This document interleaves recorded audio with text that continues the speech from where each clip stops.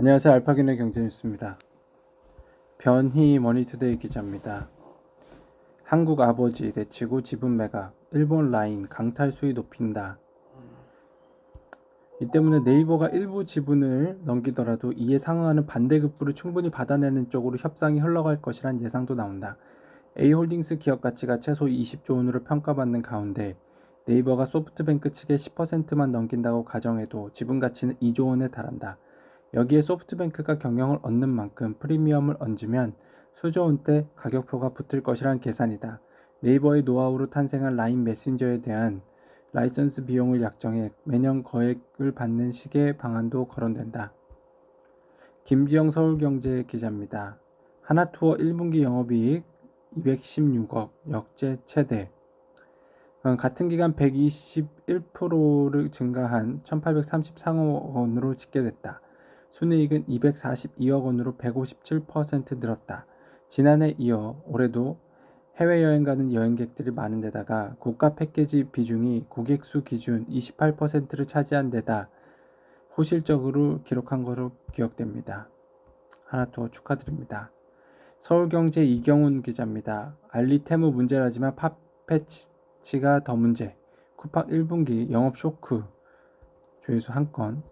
실적 발표 후 진행된 컨퍼런스 콜에서도 기관 투자가들은 팟패치 관련 질문을 집중적으로 쏟아냈다.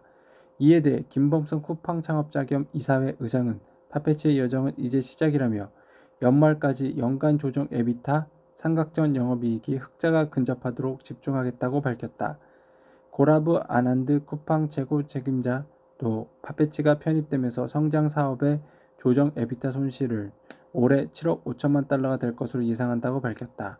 팟패치 인수 후폭풍으로 성장 산업의 연간 에비타 손실만 무려 1조 원에 달하는 것이어서 당분간 매분기 쿠팡 실적에 악영향을 미칠 것으로 우려된다. 고은교 헤럴드 경제 기자입니다. 고분양가의 판교마저 무더기 미분양, 조회수 1건. 여기에 고가 옵션을 적용하면 비용 부담은 더 늘어난다. 판교 TH212는 타입에 따라 가변형 벽체와 타입별 수납 공간이 제공되지만 유명 브랜드 욕실 및 마루 등은 옵션이며 발코니 확장 공사비 500에서 840만 원에 풀옵션을 선택할 경우 옵션가만 최고 수억 원대에 달한다. 분양가 상한제 단지이기 때문에 재당첨 제한기간 10년, 전매 제한 3년, 실거주 의무 3년 적용되는 점도 부담이었을 것으로 여겨진다. 대형 타운하우스라는 희소성이 있지만 오히려 아파트가 아닌 점 단점으로 작용했을 가능성도 꼽힙니다. 이건희 신수종 삼성 메디슨, 프랑스 AI 스타트업 소니오 인수했습니다. 아시아경제 한예주 기자입니다.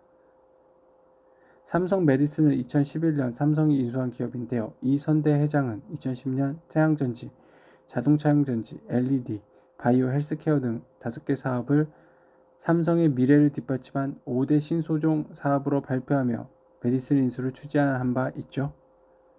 이홍 파이낸셜 뉴스 기자입니다. 미국 금리와 정치, 조회수 1건. 연준 의장 파월이 난처하다. 2024년 5월 1일 연방공개시장위원회 FOMC에서 파월의 고민이 보인다. 종합하면 끈적한 물가로 금리를 동경한다. 현재의 금리가 높아 금리를 더 올리지 않는다. 금리는 오직 물가 데이터를 결정한다. 미국 경제 스태그플레이션 가능성은 없다. 양적 긴축 QT 선호를 완화하겠다.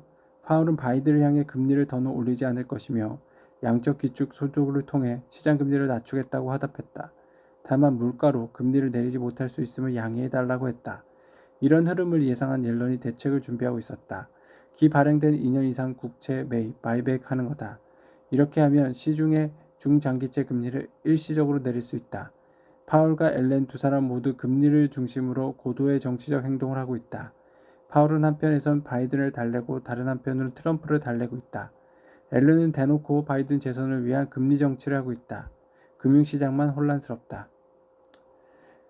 이데일리 김상윤 기자입니다. 연준 IMF 월가 한 소리. 올해 금리 인하 가능할 것. 죄수 1건.